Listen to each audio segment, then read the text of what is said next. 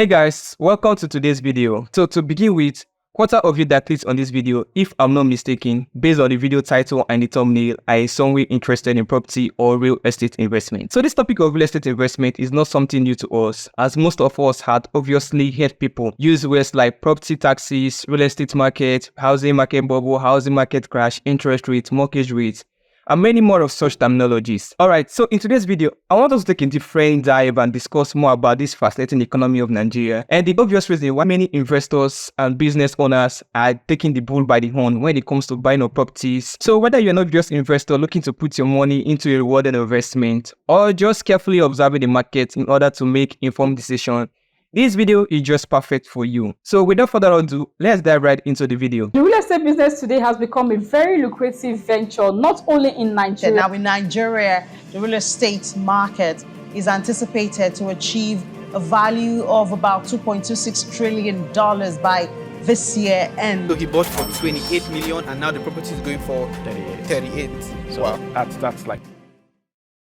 Okay, so in context, Nigeria happens to be the most powerful economy in Africa ahead of Egypt and South Africa. Back in 2022, it was estimated that her overall GDP was over $427 billion.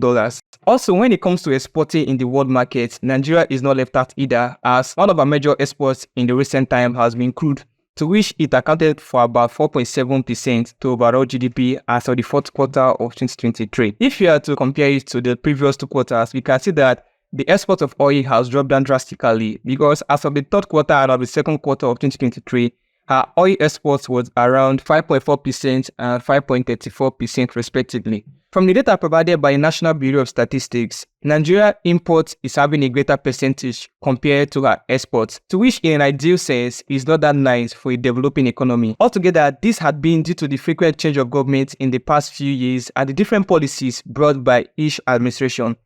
Maybe in a future video, we discuss more about how this affects the economy of Nigeria. But for the sake of today's video, let's continue with our discussion. Also, don't forget that Nigeria holds the record for one of the most populated countries in. From the recent data, it shows that Nigeria had a population size of about 223 million citizens, which places Nigeria in the 6th position, just below Pakistan, which has about 240 million citizens. Already, a good real estate investor will consider population growth rate as a vital signal when you venture into real estate investments. So if you are to take a look at the population growth rate of Nigeria, it shows that as of 2024, it's currently sitting at 2.4%, which places Nigeria in the 4th position of the fastest growing population in the world, with the first being India. Even though in the past years, there has not been a significant implementation of this large available manpower in the nation's economy. So, judging from the past administration in the country, the Nigerian economy has been a dwindling one, going up and down in some areas, and with inflation rocking very high these past few years. This has made many investors skeptical when it comes to making the right choice of investment in Nigeria. Amongst all the affected areas of the economy, there's still yet one sector that's not affected, and that's the housing market. So the obvious question bubbling in anyone's mind now would be, why should I invest in property in Nigeria? Don't you see that the figures are showing that the Nigerian economy is not at all in a good shape? Alright, I understand your fears. I recently stumbled upon an article. It was a survey conducted in the United States amongst the millennials. So the goal of the survey was to evaluate their best investment plan. Surprisingly, after the whole survey, it was discovered that 55% of them still believes that investing in property is still the best form of investment. In fact, Jeff Kamada, who is the CEO of Kamada Wealth Advisory Group, advised that individuals might consider investing in real estate if you are close to retirement are short of funds, as income property can be an important bridge to retirement. The traditional reasons why anyone should invest in real estate can be overemphasized, in the sense that it generates a steady stream of income over time. You see, if you happen to own a property, either via purchase or via inheritance, it is now yours, like it's statutorily yours. You become the new CEO and have control over it.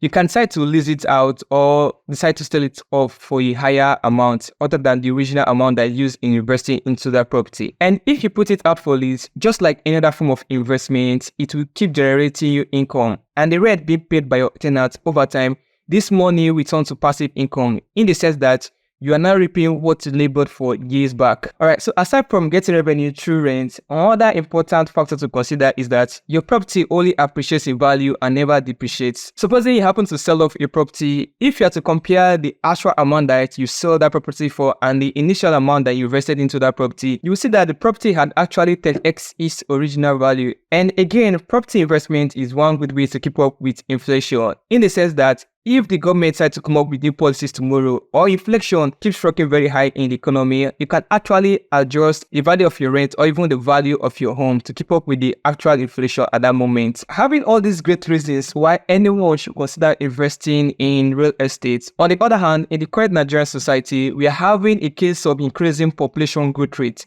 And this has resulted for a great demand for residential houses in some of our major cities like Lagos, Port Harcourt, and Abuja. A single room apartment like this one is going up for over 300k annually, which is equivalent to $250. Another key tool that most homeowners use in Nigeria is the actual fact that there is zero government involvement in how the sector is being run, in the sense that there are no regulations or policies put in place to oversee how the sector of the economy is being run. Nigeria is still a developing country, and when it relates to levies and taxes placed on houses, it's not all that doing great. Most homeowners in Nigeria don't have idea if anything like property taxes do exist. Yet to year, they collect rent, sell up properties without even paying for any government levy or tax. The tradition of just buying a land, erecting a structure, find a potential tenant and start collecting rent is the current norm of the Nigerian housing market. I could just continue with many more reasons, but to just wrap everything up, owning a property in today's fascinating society is actually a major wealth. It's also advisable to diversify your portfolio of investments in order to reduce the risk during market failure or market crisis. And with that, I want to say a big thank you for sticking to the end of the video, and until next time.